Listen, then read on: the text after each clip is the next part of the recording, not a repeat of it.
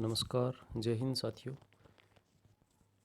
आज हम fourth paper है सोशियोलॉजी एमए प्रीवियस का रूरल सोसाइटी इन इंडिया।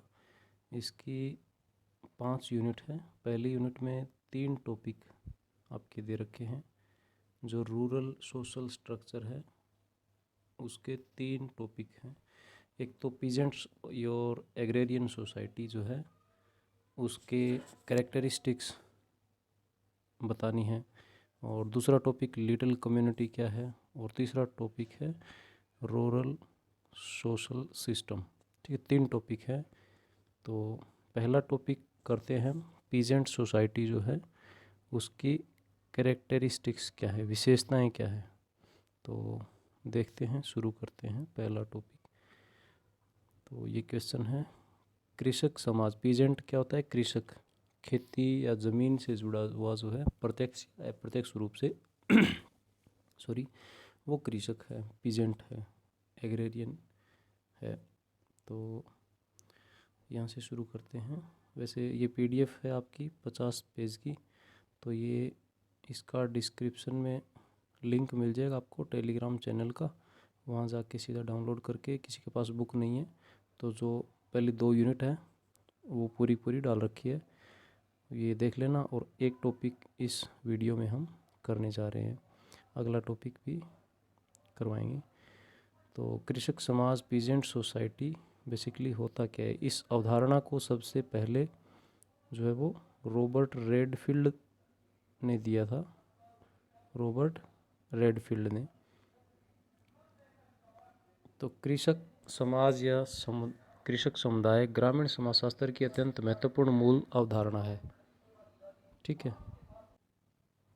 20वीं शताब्दी में अनेक विद्वानों ने विश्व के विभिन्न भागों में कृषक समाजों का अध्ययन किया और वे इस नतीजे पर पहुंचे कि किसी संपूर्ण राष्ट्र को कृषक समाज की कोटि में नहीं रखा जा सकता।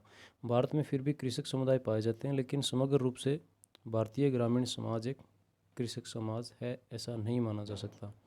ठीक है। तो एक अवधारणा के रूप में कृषक समाज की संकल्पना का जो विकसित करने का क्रेडिट है सबसे पहले वो रेडफील्ड को जाता है, रॉबर्ट रेडफील्ड। अब इसकी कुछ अवधारणाएं और परिभाषाएं हैं।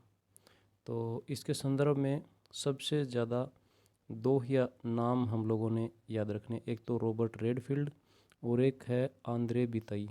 आंद्रे बिताई बिताई ने कृषक समाज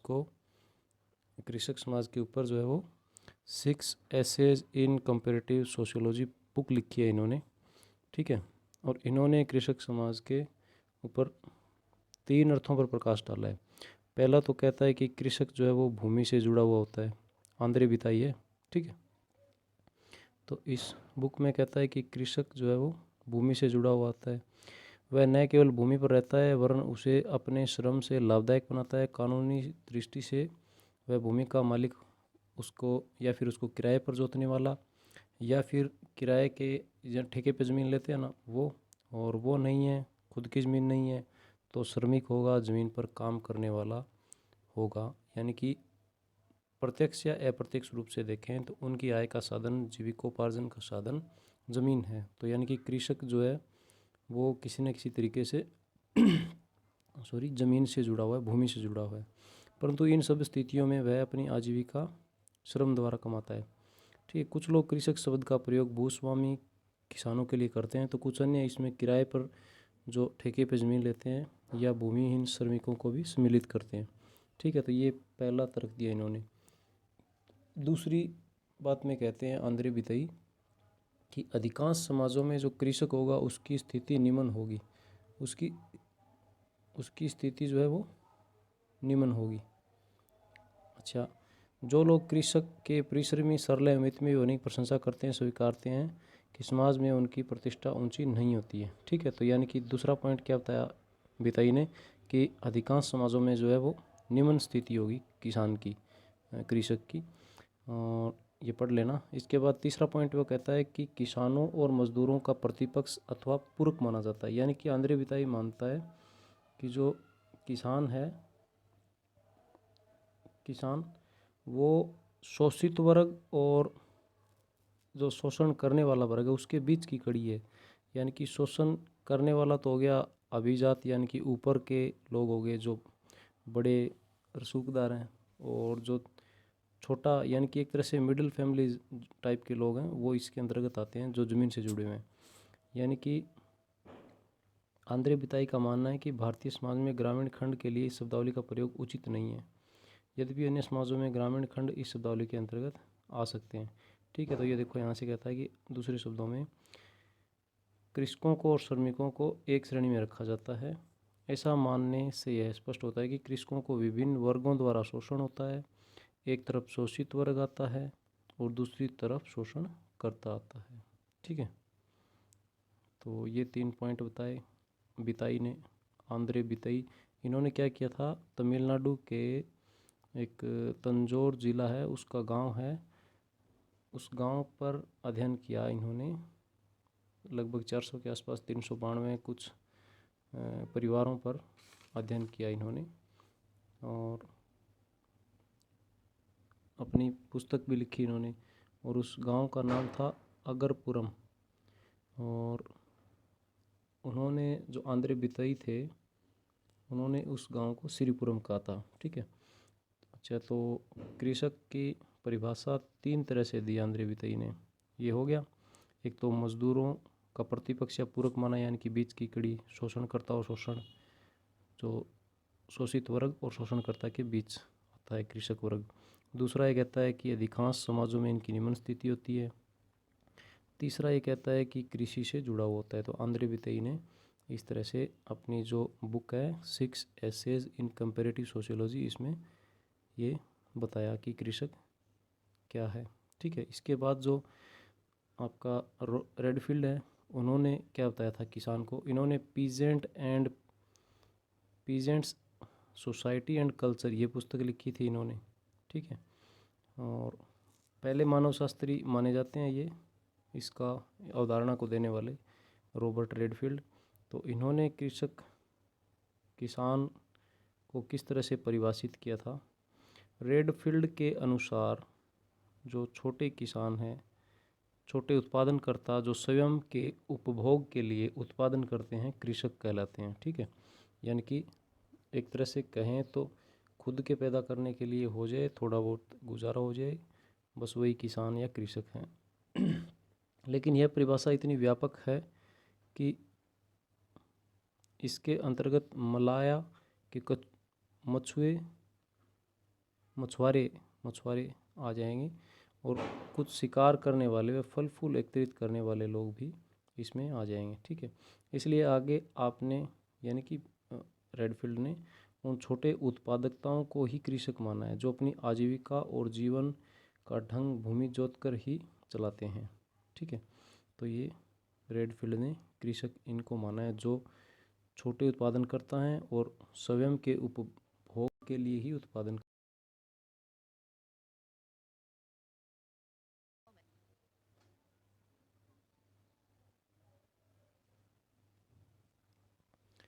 अच्छा, आगे अभिजात गण कृषक, ये किसको मानते हैं रेडफील्ड, तो ये अभिजात वर्ग, अभिजात होते हैं थोड़े से ऊपर। ठीक है, यहाँ से देखो, रेडफील्ड द्वारा प्रस्तुत परिभाषा का दूसरा तत्व कृषकों का किसी कस्बे या नगर के अभिजात वर्ग के साथ स्थापित होने वाले संबंधों की प्रवृत्ति है। कृषक समाज के सदस्य अपने जीवन के अनेक क्षेत्रों में कस्बे या नगर के कुलीन या अभिजात वर्ग से प्रभावित होते हैं, तथा उनकी मानसिकता उन्हें इस अभिजात वर्ग के अधीन मानती है। यहाँ यह ध्यान रखना आवश्यक है कि अभिजात वर्ग या कुलीन वर्ग केवल कस्बे या नगर में ही पाया जाता हो, यह आवश्यक नहीं है। ठीक है, तो अभिजात वर्ग को इन्होंने इस तरह से डिफाइन किया है। ये डॉक्टर BR चौहान है, आगे लिखते हैं थियोडोर सनीन है, तो ये ज़्यादा करने की ज़रूरत नहीं है। अब पॉइंट पे आते हैं हम कि ये सिलेबस में तो यहाँ से शुरू है। वैसे तो भारत में कृषक समाज की अवधारणा तो पढ़ ली हमने, अब इसकी विशेषताएं, कैरेक्टरिस्टिक्स पढ़ने हैं, क्या विशेषताएं हैं जो कृषक समाज है उसकी, क्या विशेषताएं हैं। तो विशेषताएं में सबसे पहले आंद्रे बिताई जो है उनके जो अध्ययन किया था उन्होंने दक्षिण भारत में, यानी कि तमिलनाडु का एक गांव था, तंजौर जिले का अगरहरम गांव, इसका अध्ययन किया इन्होंने और इस गांव को इन्होंने श्रीपुरम नाम दिया था। ये पढ़ लेना PDF आप पूरी। श्रीपुरम नाम दिया। श्रीपुरम में 349 है शायद, ये एक सेकंड में देख लेता हूँ। हाँ 349 गांव है। हाँ ये ठीक है, 349 परिवारों का ऐसा गांव है जिनकी सामाजिक संरचना काफ़ी विभेदीकृत और स्तरीकृत प्रकार की है।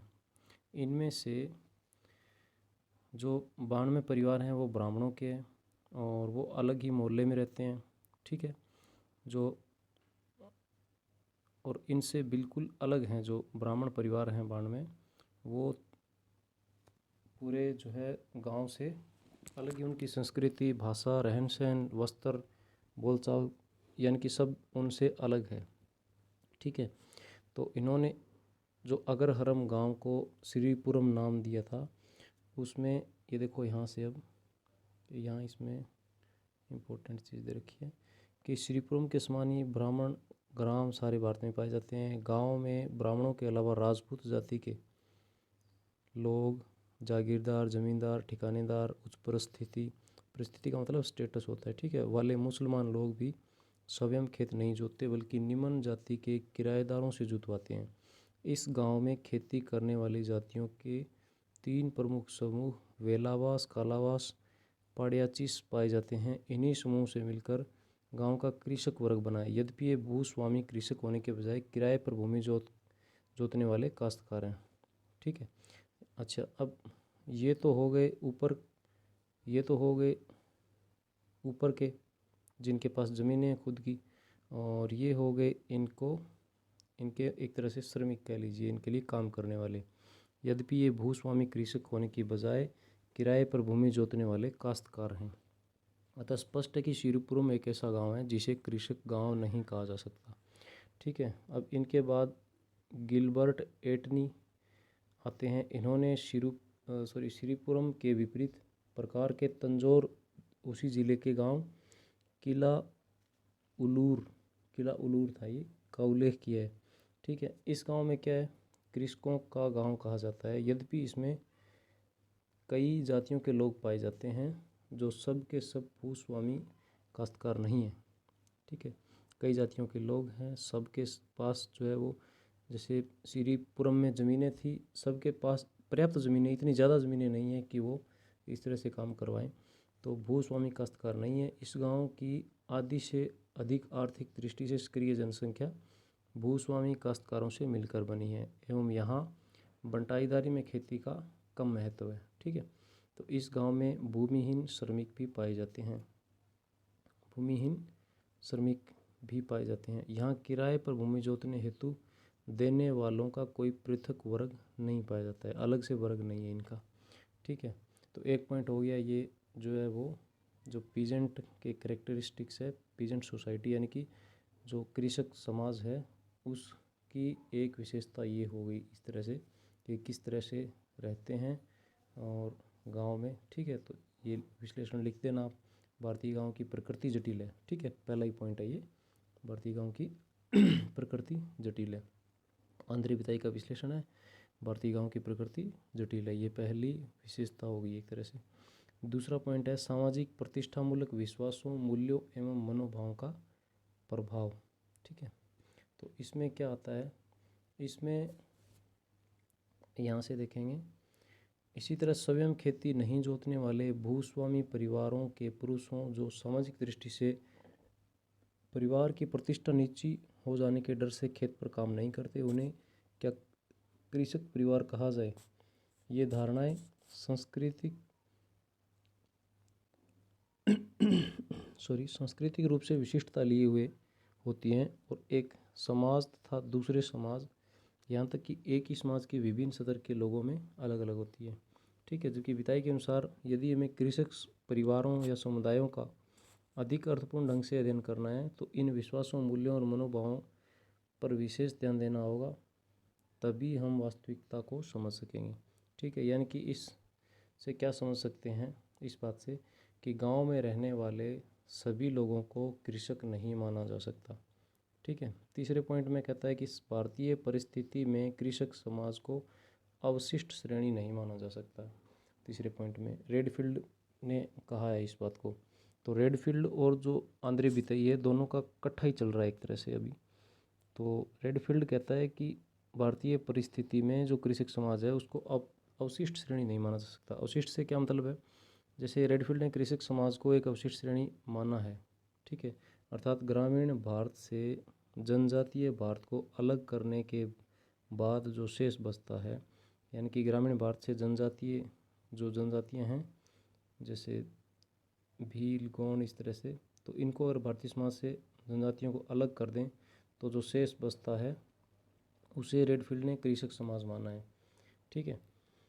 रेडफील्ड ने अवशिष्ट श्रेणी माना है, जबकि बितई ने क्या इससे कृषक समाज के वास्तविक लक्षणों पर प्रकाश नहीं पड़ता तथा भारतीय परिस्थितियों में कृषक समाज को अवशिष्ट श्रेणी नहीं माना जा सकता, ठीक है। जबकि रेडफील्ड ने माना है और भारतीय संदर्भ में नहीं माना जा सकता अवशिष्ट श्रेणी। चौथा पॉइंट है भारतीय गांव अत्यधिक स्तरीकृत हैं। स्तरीकृत का मतलब सतर है इनके, भाई जैसे नीचे सतर हो गया एक, जैसे जो काम करके देते हैं खेतों में, फिर उससे ऊपर का स्तर जो ज़मीन खुद मतलब जोतते हैं या फिर जिनकी है, और या फिर जो ठेके पे लेते हैं उससे ऊपर का स्तर जिनकी बहुत ज़्यादा ज़मीनें हैं, तो ये सतर हो गए गाँव के, ठीक है। भी किस तरह से इस तरह ये पढ़ लेना। पांचवा पॉइंट है जाति में पाए जाने वाले आंतरिक विभेदीकरण की जटिलता, ठीक है। इसमें जो विश्लेषण की इकाई जो है जो ग्रामीण अध्ययनों में, वो आंद्रे बितई जो है वो मानते हैं कि हमें विश्लेषण की इकाई जो एनालिसिस की इकाई है ग्रामीण अध्ययनों में, वो जाति के स्थान पर परिवार को मानना चाहिए, ठीक है। यहाँ से था ये पॉइंट, जाति में सही, हाँ ग्रामीण जो विश्लेषण है ग्रामीण अध्ययनों का, उनमें इकाई के रूप में जाति के स्थान पर परिवार को ले जाना चाहिए। ऐसा करने पर यह पता चलता है कि किसी कृषक समझी जाने वाली जाति में सही अर्थों में कितने परिवार कृषक हैं और कितने अकृषक हैं, और कितने उत्पादन के वास्तविक भूमि की दृष्टि से सीमांत स्थिति में, ठीक है। छठा पॉइंट कहता है पारिवारिक परिस्थिति व प्रतिष्ठा की अड़चन, ठीक है। और ये पढ़ लेना, वैसे तो सिंपल सा ही है। यानी कि इसमें कहता है कि जैसे कोई दो परिवार अथवा तीन पीढ़ियों से खेत में खुद काम करना बंद कर देता है, तो आगे आने वाली पीढ़ियां जो हैं वो संकोच करेंगी और अपनी मतलब अपना खुद को छोटा समझेंगी, खेत में काम करते हुए काम नहीं करेंगी, ठीक है। अगर शुरू से किसी परिवार का सोशल स्टेटस जो है वो स्ट्रॉन्ग है और अच्छा खासा मोटा पैसा है और आर्थिक स्थिति काफ़ी संपन्न है, तो वो खेत में काम नहीं करेंगे। और आने वाली पीढ़ियों में अगर ज़मीनें बढ़ जाती है तो जो 3-4 पीढ़ियों बाद तो जो नई पीढ़ियाँ आएंगी वो खेत में काम करने से संकोच करेंगी, ठीक है। तो ये पारिवारिक परिस्थिति व प्रतिष्ठा की अड़चन हो गई, एक तरह से पढ़ लेना। कृषक वर्ग और कुलीन वर्ग का सह अस्तित्व। अब ये कहते हैं कि जो किसी गांव में जो है वो कृषक वर्ग और कुलीन वर्ग जो है वो सह अस्तित्व यानी कि एक साथ एग्जिस्ट करते हैं लगभग बहुत से गाँव में, यानी कि एक दूसरे के ऊपर डिपेंड भी है एक तरह से देखें तो। अगर कुलीन वर्ग है उसको खेत में काम करवाना है तो कृषक वर्ग जो है वो उसकी ज़रूरत पड़ेगी। कृषक वर्ग को काम करना है तो कुलीन वर्ग के खेत पड़े हैं, ठीक है। तो एक दूसरे पे डिपेंडेंट है, सह अस्तित्व है। 8वां पॉइंट है क्या, भारतीय गांव एक समरूप समुदाय नहीं है। रेडफील्ड कृषक समाज को एक समरूप समुदाय मानते हैं, लेकिन भारतीय संदर्भ में यह बात सही नहीं है, क्योंकि भारत के एक ही गांव में विभिन्न जाति धर्म वर्ग प्रजाति एवं संस्कृति के संबंधित लोग निवास करते हैं। ऐसे में भारतीय गाँव को समरूप समुदाय की संज्ञा देना उपयुक्त नहीं है, ठीक है। तो ये पॉइंट हो गए आपके, कैरेक्टरिस्टिक्स 8 हो गई। अच्छा, अब B.R. चौहान जो थे उन्होंने भी एक पुस्तक लिखी, राजस्थान का एक गांव था, उन्होंने अध्ययन किया राणावंतों की सादड़ी, ये गांव का नाम था। ये राजस्थान विलेज पुस्तक का नाम, और राणावंतों की सादड़ी गांव का नाम है। B.R. चौहान ने इसका अध्ययन किया कृषक समाज के ऊपर। तो उन्होंने बताया कि आर्थिक कारण बताए थे कृषक समाज की अवधारणा से संबंधित। यदि आर्थिक कारणों से गांव के सभी कृषक जो है वो तंबाकू, कपास, तिल, मूंगफली की फसल उगाने लगे, ठीक है, नकदी फसलें बोलते हैं इनको, जिनसे नगद राशि प्राप्त करने में सहायता मिले, तो ऐसी दशा में कृषक तथा किसान का अंतर समाप्त हो जाता है। ठीक है, इस गांव के बारे में अध्ययन करके इन्होंने ये पॉइंट दिए थे। कृषक समाज का विभाजन, रेडफील्ड ने कृषक समाज को दो भागों में विभाजित किया, कृषक और अभिजात वर्ग। परंतु गांव में निवास करने वाले कई लोगों जैसे मिट्टी के बर्तन बनाने वाले जैसे कुम्हार हो गए तथा विभिन्न प्रकार के औजार निर्माताओं के संबंध में इस अवधारणा में विचार नहीं किया गया। ये लोग न तो कृषक वर्ग में आते हैं और न ही अभिजात वर्ग में। ठीक है, ये विभाजन पे लिखते हैं। अच्छा, सामाजिक, धार्मिक तथा प्रशासनिक संरचना, इसमें क्या है, इसमें ये कहते हैं कि कृषक समाज की अवधारणा में आर्थिक विभाजन तो स्पष्ट है, भाई आर्थिक स्थिति इसकी कैसी है, लेकिन इसमें सामाजिक किस तरह से वो जीवन यापन करते हैं, सामाजिक सोशल स्टेटस मतलब आपस में किस तरह से रहते हैं, धार्मिक और प्रशासनिक संरचना को महत्व नहीं दिया गया। ये इंपॉर्टेंट पॉइंट है। तो इन संरचनाओं को समझे बिना ग्रामीण समाज को ठीक प्रकार से समझना कठिन है। ठीक है, तो वीडियो लंबा खींच जाएगा, फिर इतना काफ़ी है, एक टॉपिक इसमें हो गया। ठीक है, तो ये पूरी पीडीएफ देखना चाहो तो आप देख सकते हो, देख लेना। और इसमें सबसे ज़्यादा इम्पोर्टेंट अगर ये क्वेश्चन आता है तो आप क्या लिखेंगे कि एक तो कृषक है क्या, एक्चुअल में कृषक है क्या, उसको आंद्रे बिताई लिख के कि सबसे पहले तो लिख देंगे कि रॉबर्ट रेडफील्ड ने ये अवधारणा दी और आंद्रे बिताई ने 6 एसेज इन कंपेरेटिव सोशियोलॉजी पुस्तक लिखी। और इन्होंने 3 तरह से बताया कि एक तो कृषक ज़मीन से जुड़ा हुआ होता है, और दूसरा होता है कि निम्न स्थिति होती है उसकी, और तीसरा होता है कि मजदूर और उसके जो अभिजात वर्ग है उसके बीच की कड़ी होती है, शोषणकर्ता और शोषित वर्ग के बीच में आता है कृषक। अच्छा, रेडफील्ड लिख देना। फिर रेडफील्ड ने पीजेंट सोसाइटी एंड कल्चर लिखी और किसान के बारे में बताया कि जो स्वयं उत्पादन करता होता है और स्वयं ही उपभोग के लिए उत्पादन करता है वो किसान है। और एक अभिजात वर्ग, अभिजातगण कृषि के बारे में लिखा रेडफील्ड ने। तो ये 2 दे देना बस, काफ़ी है, और ये ज़रूरी नहीं है। और इसके बाद फिर इसके करेक्टरिस्टिक्स पे आ जाना। करेक्टरिस्टिक्स जो है, विशेषताएं जो है वो क्या दी थी वो लिख देना। फिर 7-8 विशेषताएं बताई। आंद्रे बिताई का विश्लेषण लिख देना कि भारतीय गाँव की प्रकृति जटिल है। और दूसरा पॉइंट था कि मूल्य, विश्वास व मनोभाव का प्रभाव। तीसरा पॉइंट था परिस्थिति में, भारतीय परिस्थिति में कृषक समाज को अवशिष्ट श्रेणी नहीं माना जा सकता, यानी कि अलग नहीं किया जा सकता। चौथा पॉइंट था गांव अत्यधिक स्तरीकृत हैं, सतर बने हुए हैं, जैसे निम्न, उच्च स्तर, फिर उसी उच्च स्तर। और जाति में पाई जाने वाली आंतरिक विभेदीकरण की जटिलता है। पारिवारिक परिस्थिति व प्रतिष्ठा की अड़चन, और कृषक वर्ग और कुलीन वर्ग का सह अस्तित्व। ठीक है, तो इनमें से 8 पॉइंट है, 8-9 पॉइंट है। एक फिर PR चौहान का जो इन्होंने किया था, ये बुक लिखी थी राजस्थान विलेज राणा मोतों की सादड़ी, आर्थिक और कृषक समाज का विभाजन, और ये 3 पॉइंट दिए थे। ठीक है, तो ये लिख देना, कर देना। ठीक है, थैंक यू। आज के लिए इतना ही काफ़ी है।